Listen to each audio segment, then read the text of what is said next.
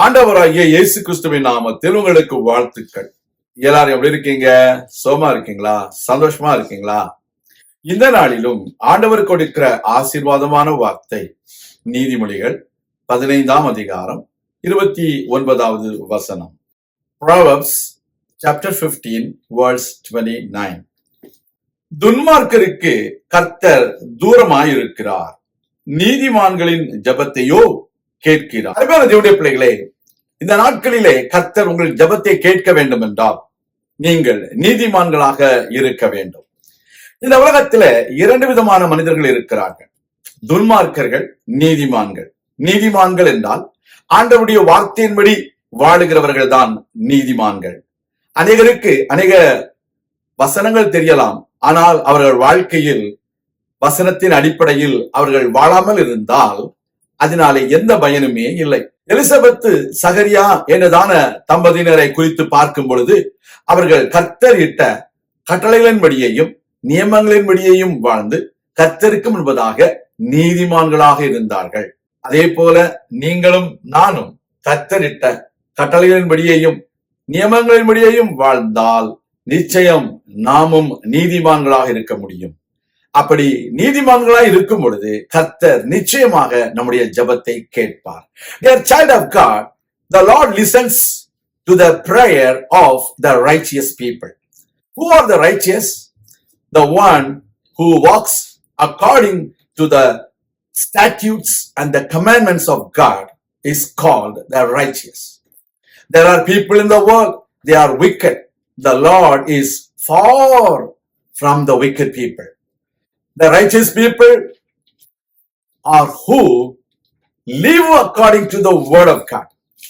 They may recite many word of God, but we need to understand the Lord expects us to walk accordingly. We should be truthful.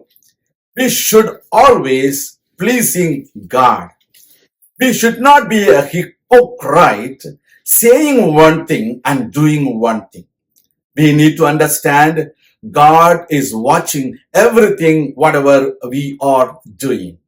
When you walk according to God's word, then He listens to your prayer.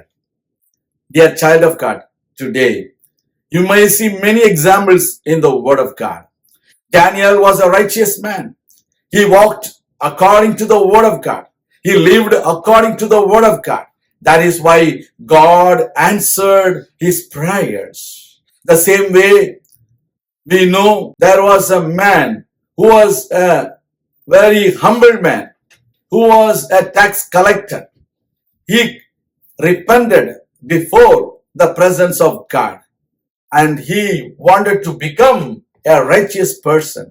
That is why God answered his prayer.